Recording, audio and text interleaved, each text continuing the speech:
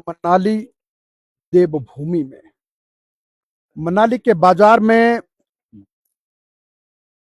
कृष्ण भक्ति से सराबोर एक संत मोहन हरि प्रभु गीता का वितरण कर रहे थे और उस समय भी अकेले थे और शुद्ध भारतीय वेश में थे। माथे पर तिलक था, कुर्ता था, धोती थी और माला हाथ में लिए चले थे।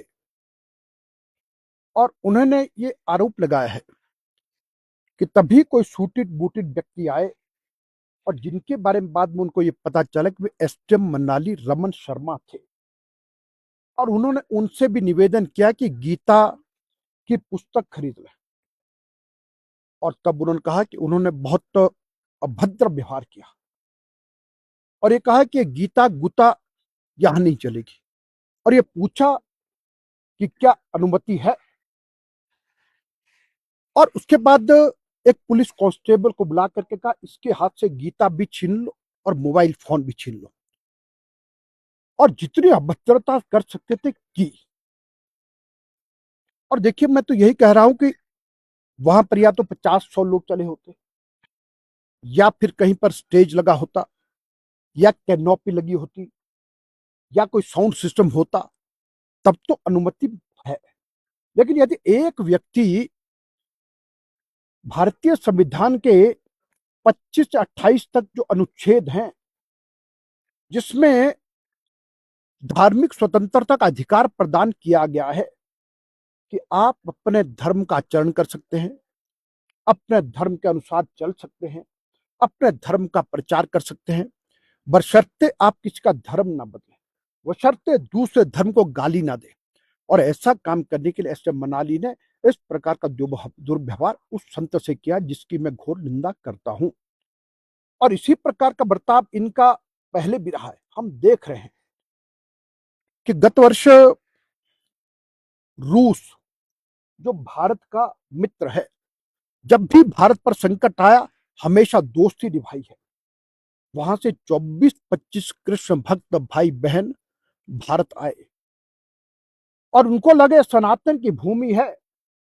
और मनाली के माल रोड पर वे हरे कृष्णा का भजन करते करते चल रहे थे। और तब जाकर के अंतरराष्ट्रीय स्तर पर एसडीएम रमन शर्मा ने भारत की भी बदनामी की और मनाली की भी। उनको कहा ये सब बंद करो। वो गीता की पुस्तक हाथ में लिए थे, कहा इसको भी पीछे करो। और उनका वह भजन कीर्तन रुकवा दिया और का परमिशन कहाँ है। और तीसरा मैं ये कहूंगा कि गुरु अर्जुन देव जी के शहीदी दिवस के आसपास गुरुद्वारा प्रबंधक कमेटी मनाली के द्वारा प्रतिवर्ष ठंडा मीठा पानी पिलाना, प्रसाद खिलाना, ये काम माल रोड पर किया जाता है। उन्होंने उस काम को शुरू किया, लोगों की सेवा करनी प्रारंभ की। और वहां पर आके भी कहा ये सब उठाओ, तुम्हारे पास परमिशन कहां है, अगर परमिशन नहीं लेते तो ये सब बंद करो। और चौथी सूचना मुझे अब एक और प्राप्त हुई है। जब विक्रमी संवत चल रहा था तब मनाली के बाजार में भगवा झंडे फहराने की बात थी।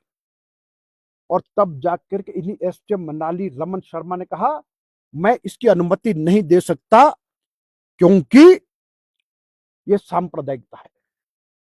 और ये मेरा रंग दे बसंती चोला कहते कहते क्रांतिकारी फांसी का फंदा चूम गए। क्या आज वे इसी मानसिकता में पड़ रहे हैं?